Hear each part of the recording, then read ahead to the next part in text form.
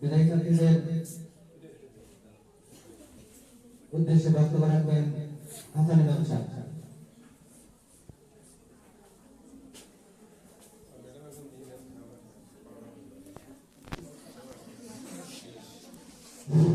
বিসমিল্লাহির রহমানির রহিম। আপনার মেয়ে ভবিষ্যতের মহিষী এক কন্যা, একদিন অন্ধকার দূর করে আসবে আলোর বন্যা। অন্ধকার বিদায়ী আলোচনা সভার সম্মানিত সভাপতি, উপস্থিত শিক্ষক মন্ডলী এবং আমার স্নেহাস্পদ ছাত্রীরা, সকলের প্রতি রইল আমার সালাম। আসসালামু আলাইকুম। হিন্দুদের প্রতি আদাব। একটি বাতি কখনো অপর বাতিকে প্রজ্বলিত করতে পারে না যদি না সে আপন অগ্নিশিখায় প্রজ্বলিত না থাকতে পারে। Never feel sad or losing anything in your life, because whenever a tree loses its leaf, a new leaf is ready to take its place. তোমরা এই বিদ্যালয়কে হারিয়ে নতুন এক বিদ্যালয়ের দিকে অগ্রসর হচ্ছ। সেখান থেকে আরো উচ্চতর গ্রাজুয়েশন নিয়ে কর্মজীবনে যাবে। তারপর শুরু হবে তোমার জীবন যুদ্ধ। তোমরা মায়ের জাত। একদিন তুমি মা হবে, তোমার সন্তানের প্রথম শিক্ষক হবে তুমি নিজেই। মা is the sweetest word in the world. In Islam, the status of mother is 3 times higher than that of father. Our duty is to assist our mother in her work and look after the parents in their old age.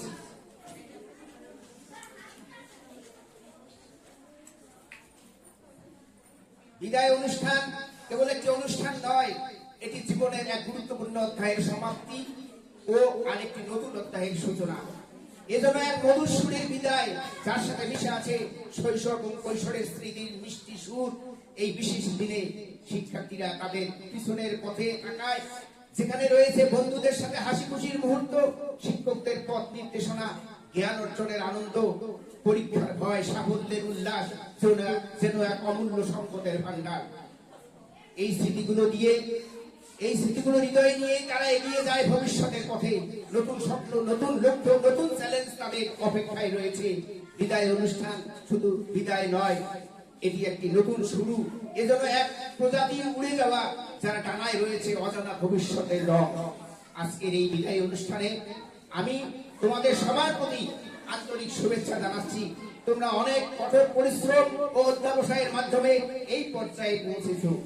তোমাদের প্রতিটি কৃতিত্বের পিছনে রয়েছে শিক্ষক, অভিভাবক এবং বন্ধুদের অবদান।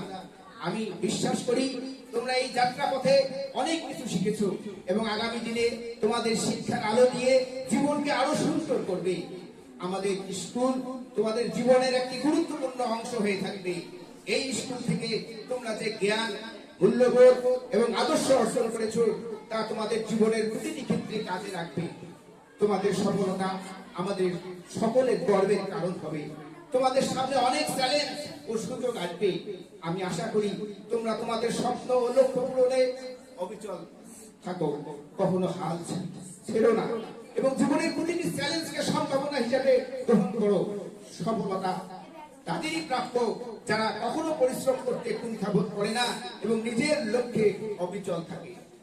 শিক্ষক হিসেবে আমরা সবসময় তোমাদের পাশে আছি। যখনই তোমরা কোনো সাহায্য বা পরামর্শ প্রয়োজন মনে করবে, আমরা সবসময় তোমাদের সহযোগিতার জন্য প্রস্তুত। তোমাদের যাত্রা শুভ হোক এবং তোমরা জীবনের প্রতিটি ক্ষেত্রে সফলতা অর্জন করো, এই কামনা করি। পরিশেষে তোমাদের জীবনের নতুন অধ্যায়ের জন্য অনেক অনেক শুভকামনা জানাই। স্কুলের স্মৃতিগুলো মনে রেখো এবং সেগুলো থেকে শিক্ষা গ্রহণ করো। আজকের এই বিদায় অনুষ্ঠান আমাদের সবার জন্য একটি আবেগময় মুহূর্ত, কিন্তু আমরা জানি তোমাদের সামনে উজ্জ্বল ভবিষ্যৎ অপেক্ষা করছে। তোমাদের জীবনে অনেক শিক্ষাঙ্গনে তোমরা যাবে, কিন্তু মাধ্যমিক স্তরের এই 5টি বছরের কথা তোমরা ভুলতে পারবে না। আমরা লেখাপড়া করেছি। আমি ক্লাস 6 থেকে ক্লাস 10 পর্যন্ত রংপুর রবার্টসনগঞ্জ হাই স্কুলে পড়াশোনা করেছিলাম। আজও আমি যখন স্টেশন থেকে নেমে ওই স্কুলের সামনে দিয়ে যাই, আমার বুকটা কেঁপে ওঠে। সেই স্কুলটা আর দেখি না, সেই স্কুলটা অনেক বড় হয়ে গেছে, সে কলেজ হয়ে গেছে, কলেজের স্কুল হয়ে গেছে রবার্টসনগঞ্জ হাই স্কুল। কিন্তু আমি ওখানে যখন হাঁটি ওদিক দিয়ে যখন স্টেশনের দিকে যাই আমার অনেক স্মৃতি মনে পড়ে। তোমাদেরও একদিন দেখবে এই স্কুল থেকে চলে যাবে ঠিকই, কিন্তু একদিন যখন এই স্কুলে আশপাশ দিয়ে যাবে তখন তোমার মন কাঁদবে যে আমার জীবনের একটা বড় অধ্যায়, একটা বড় সময় আমি এখানে কেটেছি, এবং এই শিক্ষার আলো দিয়েই তুমি তোমার জীবন করবে। কারণ তুমি এখানে যা শিখেছো এটা জীবনের এমন কিছু একটা শিখেছো যার জীবনে যদি কোনো লেখাপড়া আর কারো থেকে না আসে তারপরেও সে জীবন চালাতে পারবে। কারণ এখান থেকে তুমি ইংরেজি শিখেছো, এখান থেকে তুমি গণিত শিখেছো, এখান থেকে তুমি বিজ্ঞান শিখেছো। এই বিজ্ঞানের আলো দিয়েই তুমি তোমার জীবন পার করতে পারবে। আমি দোয়া করি তোমরা ভবিষ্যতে বড় মানুষ হও, তোমরা ডাক্তার হও, তোমরা ইঞ্জিনিয়ার হও, তোমরা দেশের সেবা করো, দশের সেবা করো, এই কামনা করি। তোমাদের জন্য আমি প্রাণ ভরে দোয়া করি তোমরা যেন প্রতিষ্ঠিত হও, সফল মানুষ হও, এই কামনা করে আমি আমার বক্তব্য শেষ করছি। খোদা হাফেজ। ধন্যবাদ।